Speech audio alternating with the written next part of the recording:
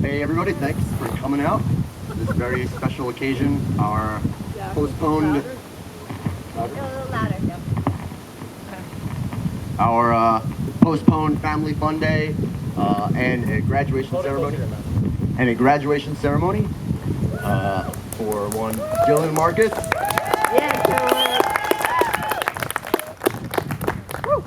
We got great weather for this. It's hot, but we got great food. Help yourselves.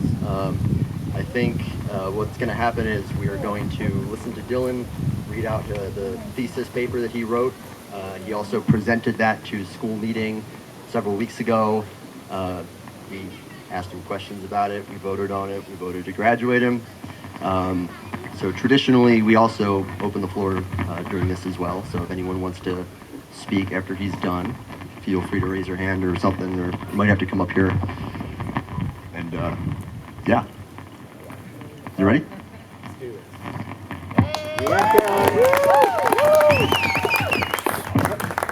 All right, thank you everyone for coming. I got, so part of my graduation, as a lot of you know, is I had to write this thesis, and a few weeks ago I presented it to our school meeting, and then normally we do it on the same day, but this time we separated it. So I technically already graduated a little bit, but not ceremonially, just over Discord. It's been approved. All right. So I guess I'll give my thesis. I was working all year on this. Everybody helped me out with it. Hector, Neil, Thomas, wherever he is. Not my mom. Okay. And Neil's mom, Diane, helped a lot too. All right. I don't want to make it seem like I was the only one involved in this. My education was made up of a lot of people, and definitely not just myself. So the paper is called My Time. I sometimes wonder what my life will look like with my childhood having been so unlike the stereotypical teenage experience. The high school experience can be so influential in the way Americans perceive the world that they live in.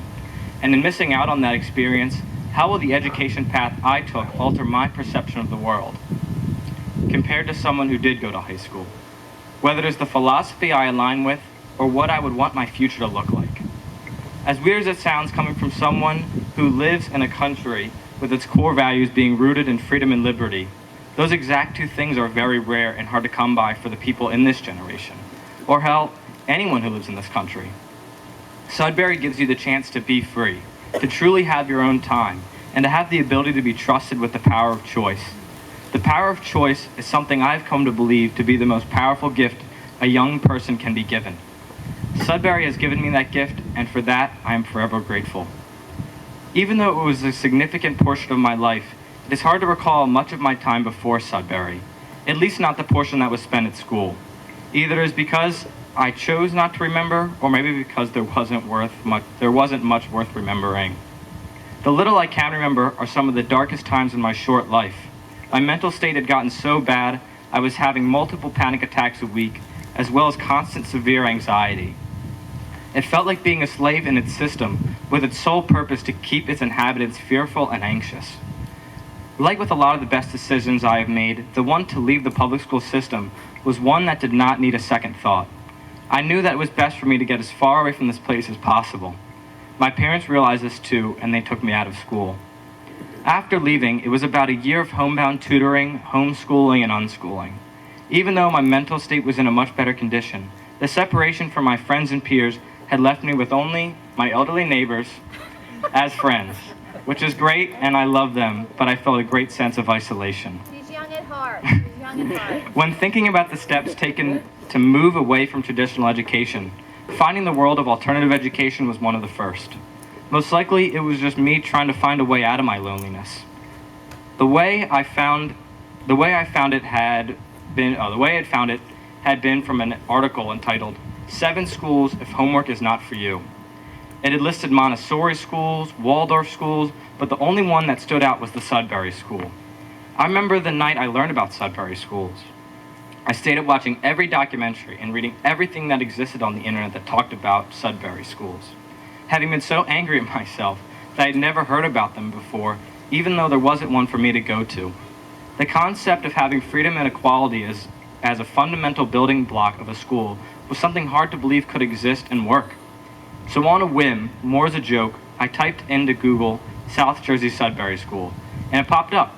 South Jersey Sudbury School opening this year. It is still kind of hard to believe, but I guess that's just how fate works. We started going to open houses, and the next thing I knew, it was the first day of school. All 7 of us did not have any idea of what to do.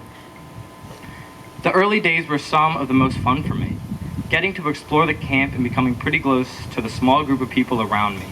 We might not have had a lot in common, but the one thing we did have was the fact that we all agreed to show up every day to the middle of the woods in an unheated, unused camp dining hall, all just trying to make this crazy idea of a safe space where children could be free something real. Sudbury gives you something else that is very rare to come by for people living in my generation: time. Before Sudbury, while still researching it, I kept hearing this phrase, "You just have so much time." I honestly didn't have much of an idea of why that mattered. After experiencing it, I think I've truly grasped what it means to have time. A lot of my generation is so detached from the world and from their feelings. Well, of course they are. They never get the time to think about who they are and what they want out of their life. They're so focused on doing good on the next test, doing well in the SAT, and getting a good job, no one has any clue as to what success means to them because they never had the time to figure it out or because they just assumed it was what they were supposed to be doing. Having my own time gave me a chance to figure out who I am as a person, how I want to define success for myself. In trying to experiment with how I like to spend my time, a byproduct has been discovering boredom. Boredom is something else that is highly underrated. I mean true boredom, not like sitting in some boring class boredom. True boredom to me is when you're just staring at the ceiling for half an hour with no clue what to do. No inspiration. It is excruciating.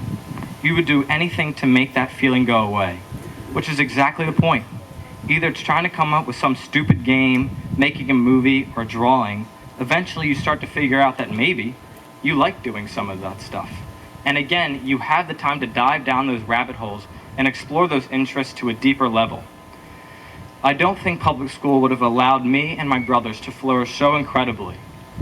Having my own time gave me the opportunity to discover and learn about economics, politics, nature, guitar, nutrition, and strategy games, and so many other things. It would have been infeasible in public school to put the amount of time I put into those things and discover a true love for learning. Sudbury nourishes and grows every child's deep need for exploration, play, and understanding of the world. Knowledge is something not shoved down our throats, but something we're encouraged to take on at our own speed. But most importantly, to see learning as an experience to have fun with. Going to school in the middle of the Pine Barrens has been a great influence on how I view the world.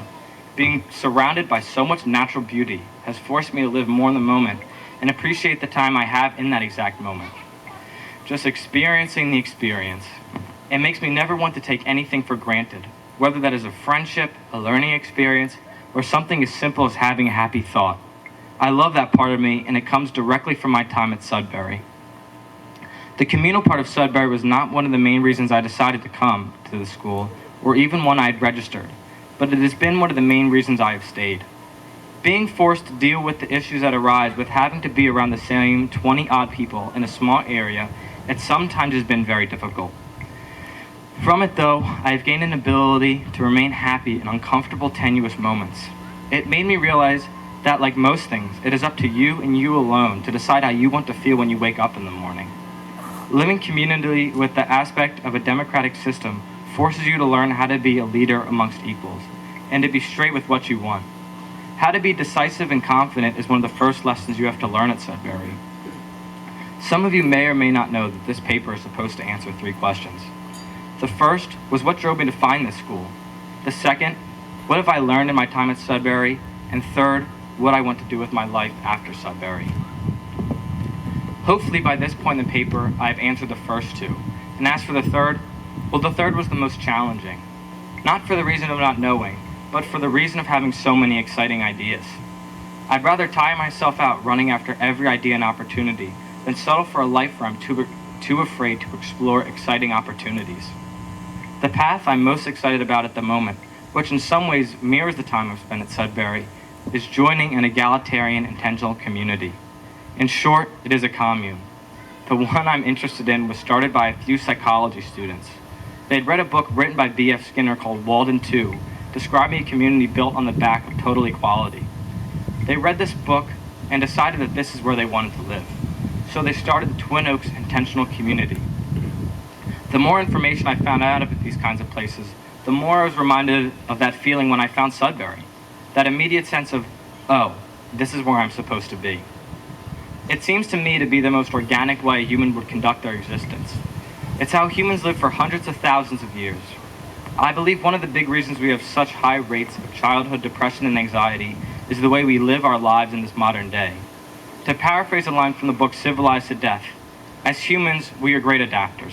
A human can learn to swim, and we can learn to keep our heads above water, but we can never learn to grow gills and swim underwater.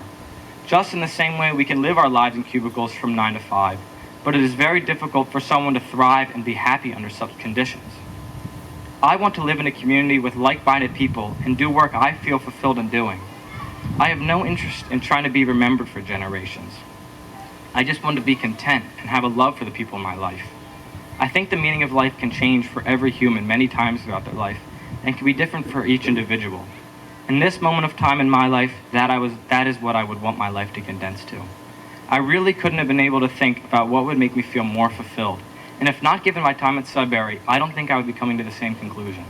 So thank you, Sudbury. I hope this marks the end to one chapter in our life and to the beginning of another. Thank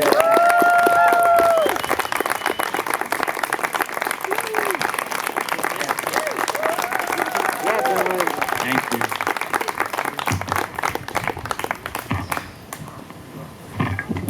Great job, Dylan. How about we give another round of applause for him?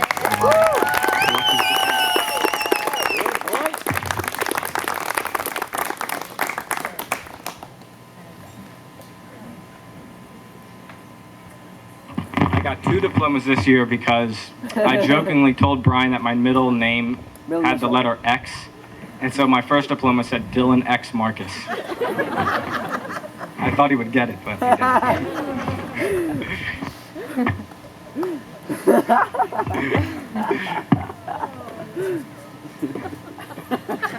Just the J1.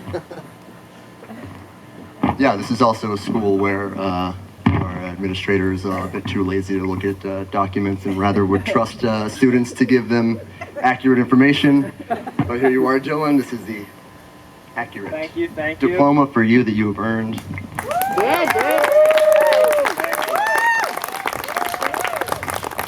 Thank you, everyone, for coming. My education was much larger than just me, and I know every one of you was a big part of it. I really appreciate that. I appreciate everyone coming. Oh, I hate this picture of myself. That's what you get. Easily my least favorite picture. All right, thank you. All right, I guess we can eat now.